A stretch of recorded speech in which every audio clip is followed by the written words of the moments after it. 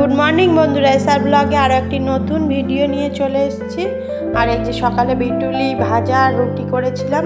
বিটুলিটা সবাই ভাত দিয়ে খাবে বলে আজকে সকালে গরম ভাত করা হয়েছিল আর বিটুলির তরকারি রান্না করা হয়েছিল। আমার জন্য আর হাজব্যান্ডের জন্য দুজনের জন্য রুটি করেছিলাম আর আলাদা করে তরকারি করিনি, ওই বিটুলিটা দিয়েই খেয়ে নিয়েছি। বিটুলি আলু দিয়ে ভেজেছিলাম।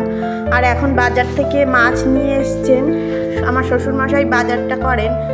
আর ওই মেটে আলুটা নিয়ে এসছে, ওইটাই দেখালাম, ওটা কেটে নিয়েছি। আর মাছগুলো বাজার থেকে কেটে আনলে তো মাছে আঁশ থাকে, সেই জন্য ওই একটু বেছে নিয়েছিলাম আর আলুটা কেটে নিয়েছিলাম।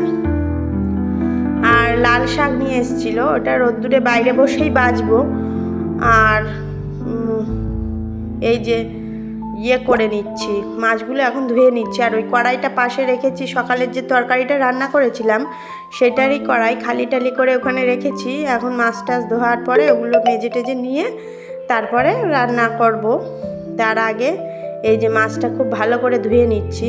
মাছটা ভালো করে ধুয়ে নিয়ে তারপরে আমি সিঙ্কটাও মেজে নেব, কেননা ওই যে ঘরের মধ্যে ওই সিঙ্কের মধ্যে মাছগুলো ধুলে তো মাছের গন্ধ থাকে। ভালো করে সব সময় মাছ ধোয়ার পরে আমি সিঙ্কটা ধুয়ে নিই। বাইরে নিয়ে মাছ ধুলে হয়, কিন্তু বাইরে ভীষণ বিড়াল আর কাকের উৎপাত হয়, ওই জন্য আমি বেশিরভাগ মাছটা এখানেই ধুই, এখানে একটু ধুয়ে নিই। আর যেদিন বেশি বেশি মাছ থাকে সেগুলো তো বাইরে ধোয়া হয়। এই যে আমার মাছটা এখন ধোয়া হয়ে গেছে, সব ধুয়ে কমপ্লিট করে নিলাম। এখন ওইগুলো করে নেব, সিঙ্কটাও মেজে নেব। আর এই যে লাল শাকটা ধুয়ে বেছে ধুয়ে রেখেছিলাম। আর এখন বাইরে রোদ্দুরে বসে শাকটা কেটে নিচ্ছি। শাকটা কুচিয়ে নিয়ে তারপরে আমি রান্নার কাজে চলে যাব।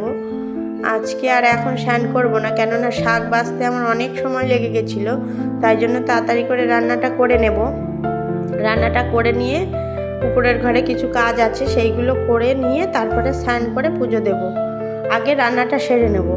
এই যে আমার সব শাকগুলো কাটা হয়নি এখনও, অল্প কিছু কাটলাম। আরও সব শাকগুলো কেটে নেব। এই যে সব শাকগুলো কেটে নিচ্ছি, অনেকটা শাক ছিল। শাক কেটে নিয়ে তারপরে আমি অনেকটা শাক বাছতেও সময় লেগেছে, আর কেটে নেব, কুচিয়ে নিয়ে তারপরে আমি এই যে আমার শাকগুলো কাটা কমপ্লিট হয়ে গেছে।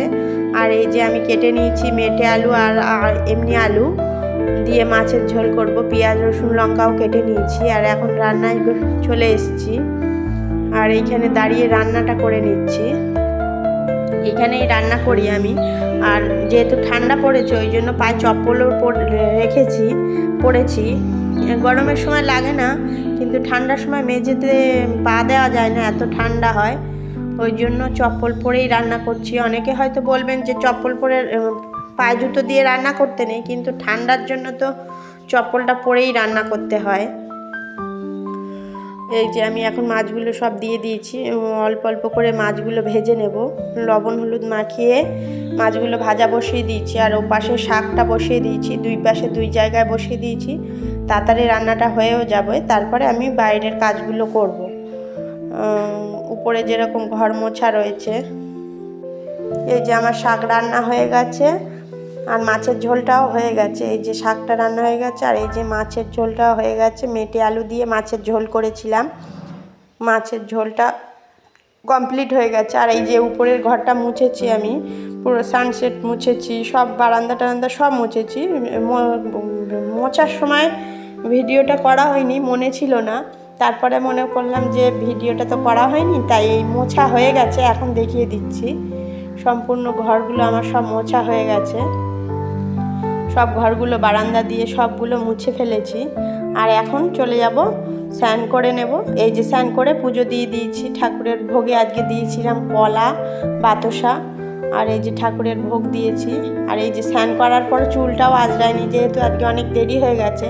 আর একটু তুলসী তলায় ভোগ দিই, সব দিনই ভোগটা দেওয়া হয়। আর এই যে জল দেব তুলসী তলায়। আর এই ভিডিওটি যদি ভালো লেগে থাকে বন্ধুরা, লাইক কমেন্ট শেয়ার করবেন, সাবস্ক্রাইব করবেন, পাশে থাকবেন। ততক্ষণের জন্য ধন্যবাদ। আর একটি নতুন ব্লগের সঙ্গে পরের দিন দেখা হচ্ছে। টাটা।